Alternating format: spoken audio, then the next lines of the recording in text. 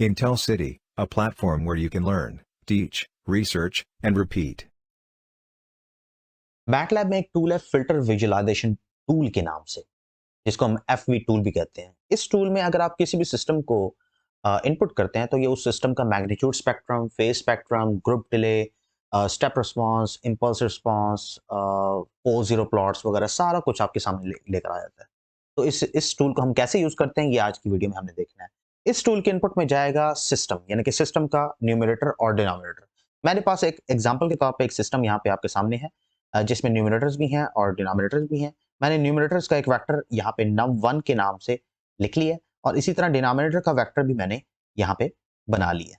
अब हम इसको एक टूल में डालेंगे FV टूल। FV टूल में हम num1 और डिनोमिनेटर 1 के नाम से मैंने जो कोफिशिएंट्स लिखे हुए थे सिस्टम के, वो मैंने इसमें इनपुट कर दिए हैं। अब मैं इसे रन करूँगा। रन करने से मेरे पास एक नई विंडो ओपन होगी और उस विंडो में मैं मैग्नीट्यूड स्पेक्ट्रम, फेज स्पेक्ट्रम सब कुछ विजुलाइज कर सकते हैं। देखिए अभी आपके सामने मैग्नीट्यूड स्पेक्ट्रम पे क्लिक हुआ हुआ है और ये आपको मैग्नीट्यूड स्पेक्ट्रम दिखा रहा है। अगर आप फेज रिस्पांस पे क्लिक करेंगे तो ये आपको फेज रिस्पांस भी दिखाएगा।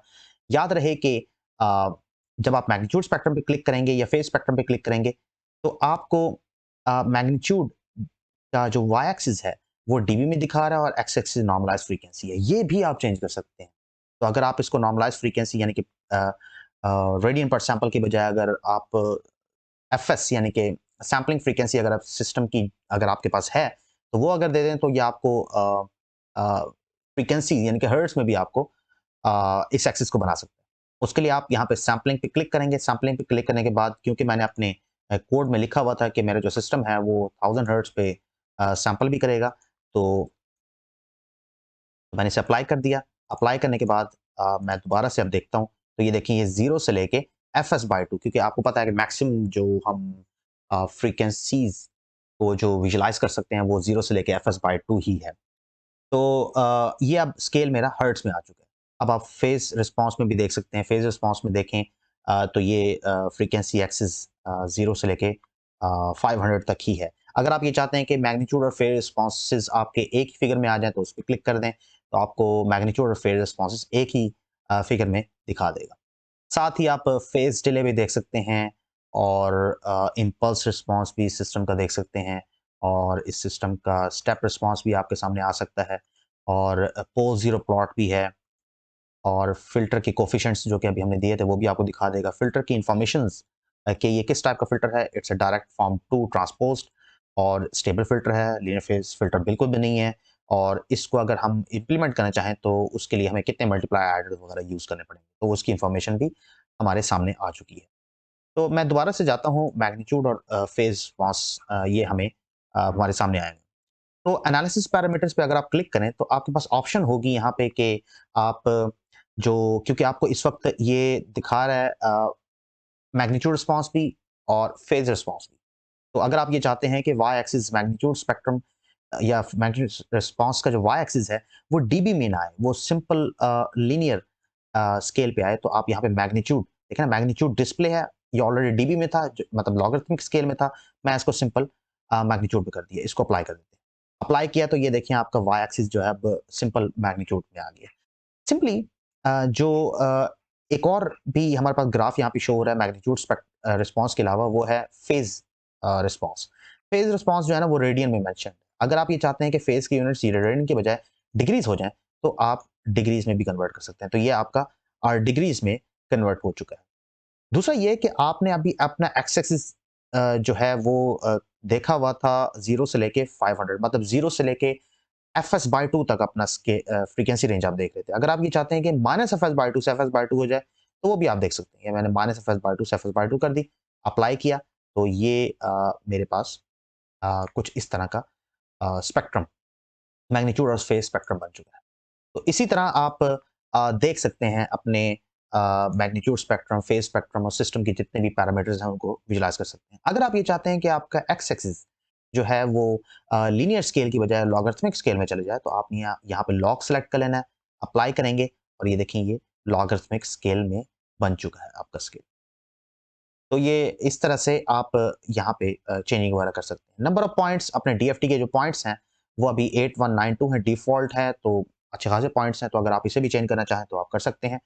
और दूसरा ये है कि अगर आप फ़र्ज़ किया कि यहाँ से आपने कोई फ़िगर मतलब आपने जैसे इस वक़्त चलें यही इसी फ़िगर को देख लेते हैं। आपने ये फ़िगर अब बना ली है, तो आप इसे अब सेव करना चाहते हैं कि ये मैंने फ़िगर अब सेव करनी है, तो आप सेव भी कर सकते हैं। तो उसका तरीका मैं आपको बाद में बताता हूँ। पहले मैं आपको एक चीज़ दिखाता हूँ, मैं इसे बंद करता हूँ। पहले मैं आपको एक चीज़ दिखाता हूँ कि हम मल्टीपल सिस्टम्स को भी कंपेयर कर सकते हैं। लाइक मैंने पहले से ना कुछ सिस्टम्स अपने पास कॉपी करके रखे हुए थे, तो मैंने अब ये 3 सिस्टम्स आपके सामने ले आया हूँ।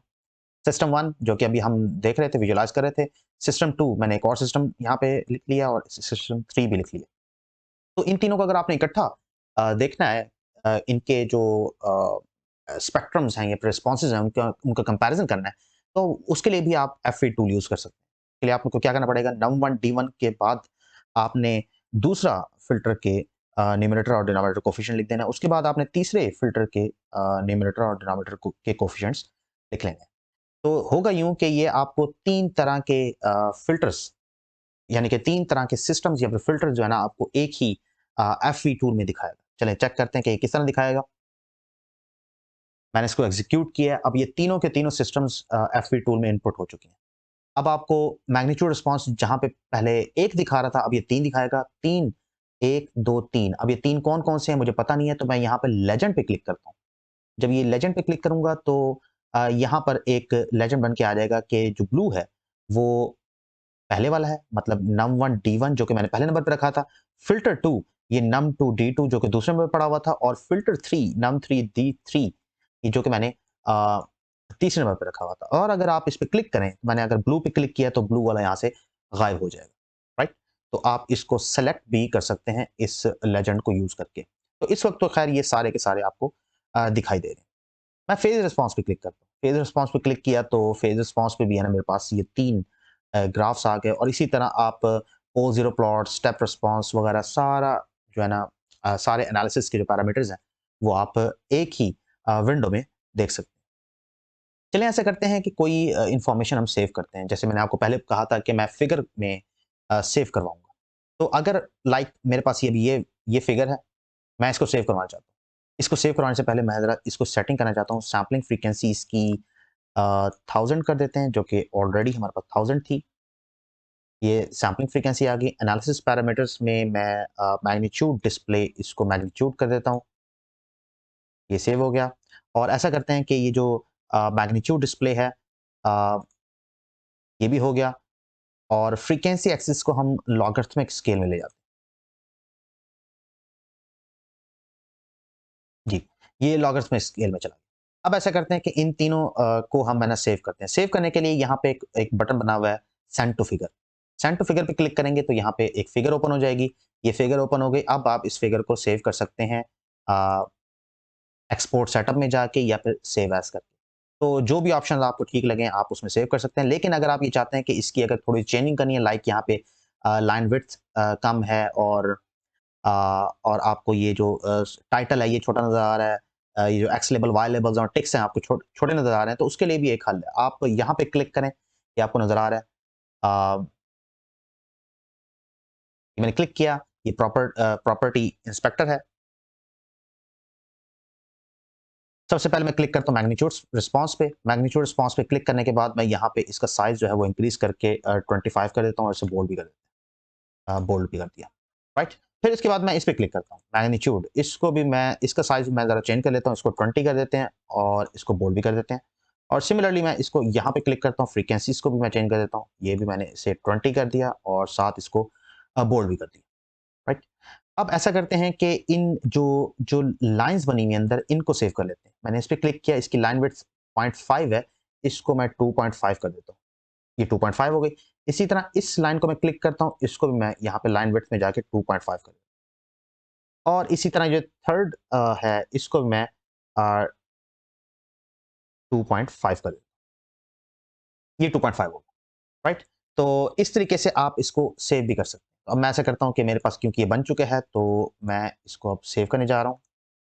अ, सेव एज़ से भी आप सेव कर सकते हैं। सेव एज़ में मैंने ऐसे किया कि पीएनजी में सेव करना चाह रहा हूँ और इसका नाम रख देते हैं जी 1231 ठीक है? और अगर आप इसका बहुत ही अच्छा वर्ज़न, बहुत ही हाई क्वालिटी वर्ज़न अगर सेव करना चाहते हैं, तो उसके लिए आप एक्सपोर्ट सेटअप में जाएँ।